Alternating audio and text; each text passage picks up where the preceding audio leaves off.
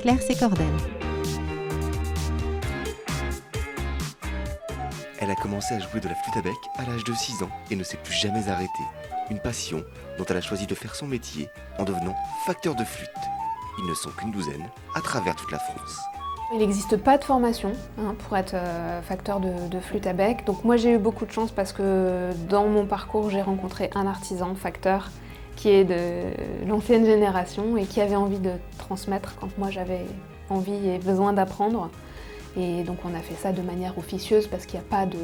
Voilà, ça ne rentre pas dans les structures et dans les cursus officiels. Et puis il y a beaucoup de travail personnel aussi. Depuis 5 ans, Claire dispose de son atelier rue de Darkstein.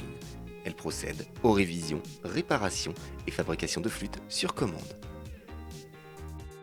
Les facteurs de flûte travaillent à partir de flûtes originales qui sont conservées dans les musées.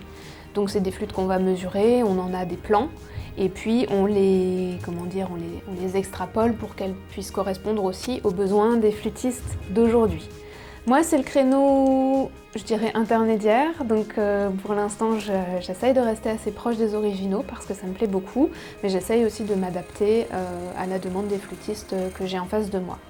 De la préparation du bois à l'harmonisation, pas moins de 75 heures de travail cumulées sont nécessaires à l'élaboration d'une flûte. À chaque fois que le bois passe une étape de travail, il a besoin de reposer. Donc quand je perce, je laisse ensuite reposer la flûte plusieurs semaines. Quand je fais l'étape suivante, pareil. Après le tournage, pareil. Et après, quand je fabrique vraiment la flûte, que je crée le son, j'ai aussi besoin de phases de jeu où je vais jouer la flûte, la laisser reposer, retravailler, rejouer et ainsi de suite jusqu'à ce que j'arrive au résultat que je souhaite. C'est très personnel, les flûtes. Moi, je peux proposer 3 flûtes qui fonctionnent parfaitement. Une personne va aimer celle-là, l'autre personne va aimer l'autre. C'est très très personnel. Parmi les différentes essences de bois qu'elle utilise, Claire préfère le buis européen.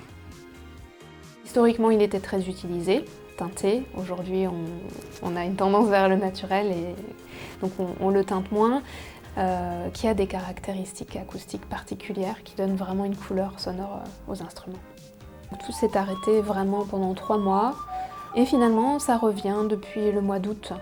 Voilà, les révisions sont de retour, les commandes aussi, et je trouve même que les gens sont peut-être plus attentifs à leurs instruments, au travail artisanal, à la qualité du résultat qu'ils vont avoir.